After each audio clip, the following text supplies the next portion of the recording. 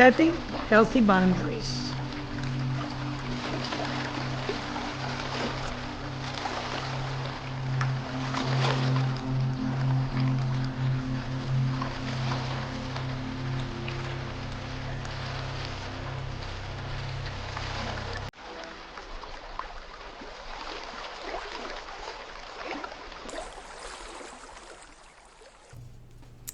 Hello, everyone. Welcome to our first session on how to set healthy boundaries. I am Lillian, and I'm very excited to embark in this journey with you. Before we start, I encourage you to download the material attached in the descriptions. These documents will help you guide you through today's session and serve a valuable resource through this process of learning how to set boundaries. You can print them out and then keep them handy. They will remind you on the key concepts that we will be discussing. Have you ever thought one thing, felt something else, and ended up saying something totally different? The reason is that you are disconnected from your instincts. So when you connect with your instinct, you will think, feel, and say exactly the same thing in a synchronized manner. Now, let's focus on reconnecting you with your instincts, which is a crucial first step into setting healthy boundaries. There are three basic instincts, and they are social, security, and sex. So, let's be very clear that the basic instincts are our needs. They represent the built-in mechanism of self-preservation. It is to connect to your inner knowing. Instincts are not the same as intuition. Intuition is the connection with your concept of your higher power, God, the universe, whatever the contact or whatever name you call that energy. And the instincts tells you that something might be wrong, while intuition tells you how to correct it. Understanding your instincts will help you recognize what areas of your life need to set boundaries. Social instinct is our natural tendency to seek connection, to feel that we belong, to feel that we are accepted, to feel that we're part of society. The social instinct is composed of two parts: self-esteem and personal relations. Let's talk about self-esteem. Self-esteem is composed of self-worth, and it has two components: self-respect and pride. Self-respect is the sense of one's own dignity and value. It's about feeling satisfied with who you are becoming and what you think of yourself. Ask yourself, do I honor my feelings and opinions? Reflecting on this question can help you measure your own self-respect. Pride is the pleasure or satisfaction in your work and achievements. It is what you do, what you're doing, and what you are accomplishing. Think of a recent achievement, big or small. What did you do and how did it make you feel? Celebrating these moments is essential to build up your self-esteem. In other words, self-esteem means feeling content with yourself. Personal relationships is the second part of the social instincts, and it involves interaction with others. This is also composed of two parts: companionship and prestige. Companionship refers as a friendly association, fellowship, to be a friend and to have friends. Feeling satisfied that I have enough friends and that I am accepted, welcome, and that I belong. Let's take a moment and reflect. Think of a friendship. Is that friendship taking energy away from you, or is it making you feel good about yourself? If it's taking energy away from you, it might mean that you need to set a boundary. Are you holding on to someone who does not respect your feelings? It is okay to let some people go, only keeping the ones that contribute positively to your life.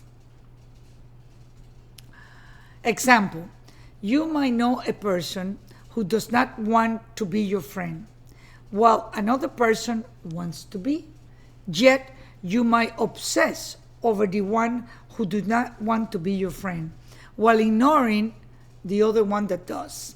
Setting a healthy boundary means letting go of those who do not want your relationship. Prestige relates to a influential status, recognition, and leadership. It is about feeling satisfied that you have enough friends, that you feel useful, important, contributing, valuable, respected, reputable, admirable, and outstanding. In other words, feeling content with your social standings. At this moment, it is important to recognize the difference between our needs and our want. What I just described, the instincts, are your needs, which are essential element in your life.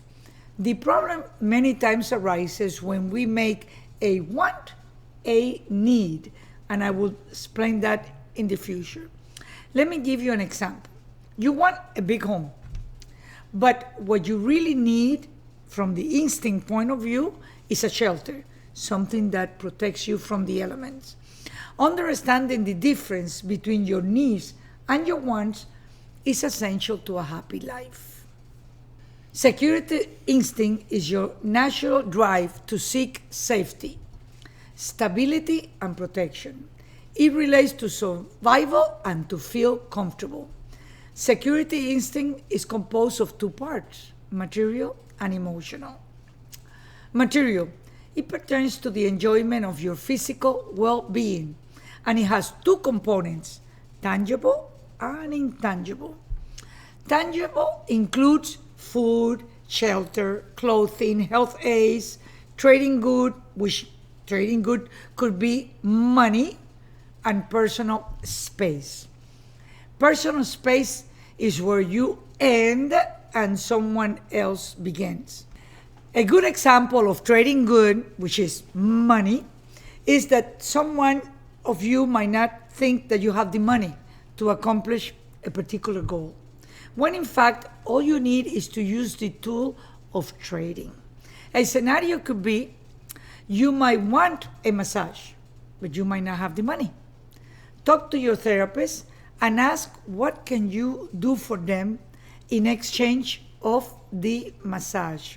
As a matter of fact, before we had money, way back in the old times, people traded goods. And somebody traded a cow for 10 chickens or whatever. And money did not exist. Money came later as a mechanism to make it easier, the trades. So when you understand that money is just a mechanism of trading goods, then sometimes you don't need money to get what you want or need. Intangible are your skills, knowledge and freedom, opportunity and time. Feeling that you have sufficient things to live safely and comfortably. Let's talk about time. Time is a commodity that when not used correctly can cost you a lot. Meaning we cannot bring back time. When it's gone, it's gone. So value your time because it's precious and the time of others. Have you ever been upset when someone does not show up on time? Of course, because they do not value or respect your time by not being punctual. This might be the right moment to set a healthy boundary. Emotional is the second part of the security instinct. It has to do with communication. It is pertaining to the experience and exchange of feelings and opinions. This has two parts, expression and acceptance. Expression is to make known your opinions and feelings. Feeling able that you can let others know how you feel, express yourself, be close, intimate, and trust. Think about the time when you were unable to express yourself. What were you feeling? The reason was because you were disconnected from your instincts. Acceptance of others' opinions and feelings. It is about feeling able to understand and relate to, empathize, be trusted, and confiding in, give attention, affection, and love. Accept others' opinion as you want others to accept yours. Do you accept others' feelings even when they are different from yours? If you want others to accept your feelings, you must be willing to accept others. Are you listening to others' feelings without judgment? Okay, now we got into the sex instinct pertaining to the sense of sexual being. This instinct is composed of two parts: the sexual identity and the sexual relations. Sexual identity is about feeling satisfied with who you are, which includes being masculine and being feminine, being paternal or being maternal, being assertive and being resertive, attractive or attracted, stimulating or stimulated. Let's look at the masculine and the feminine energies.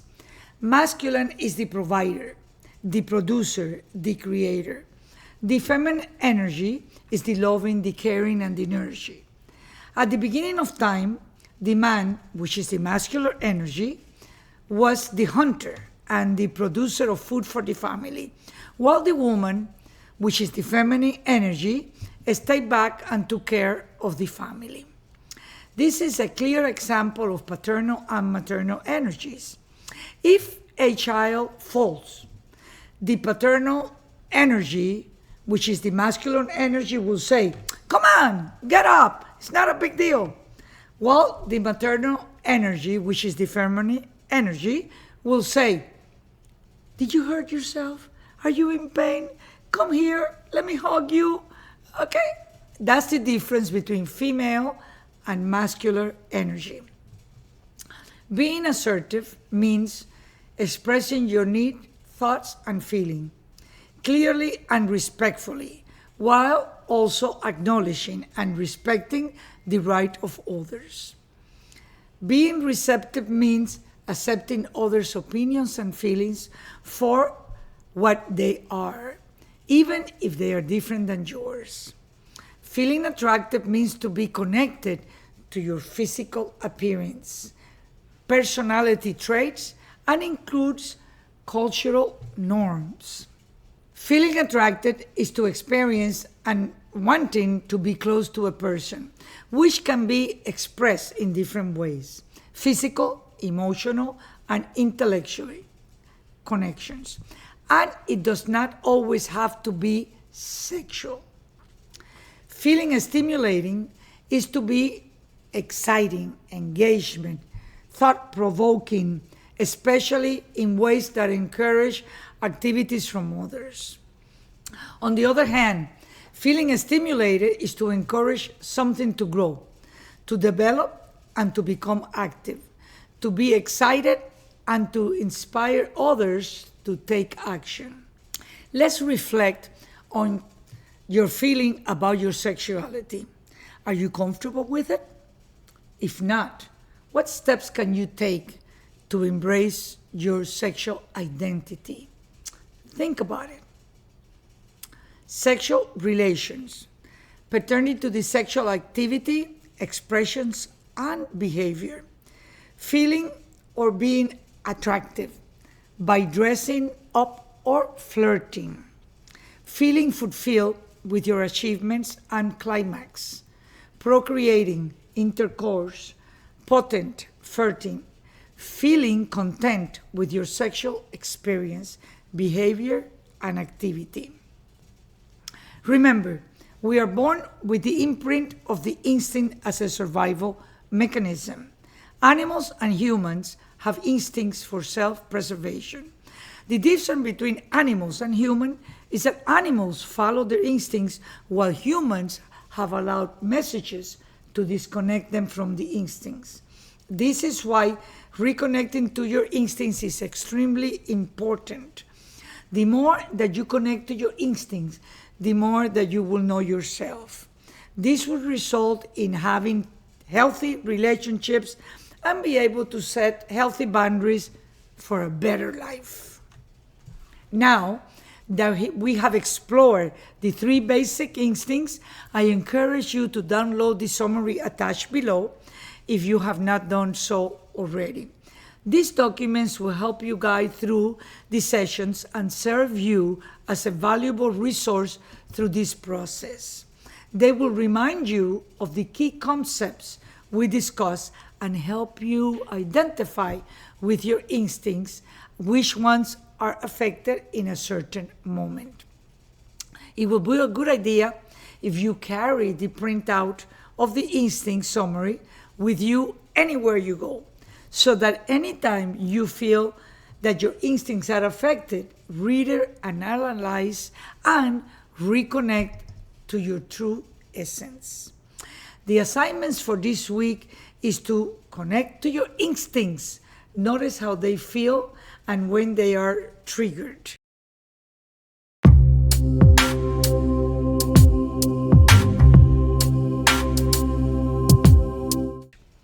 In the next session, we will dive into what boundaries are and how to set healthy boundaries. Thank you for joining me today, and I strongly recommend that you visit this video several times until it becomes a natural part of your existence, making you totally connected to your instincts. Do not forget to subscribe if you found this information valuable, and also don't keep it a secret. Tell your friends about it.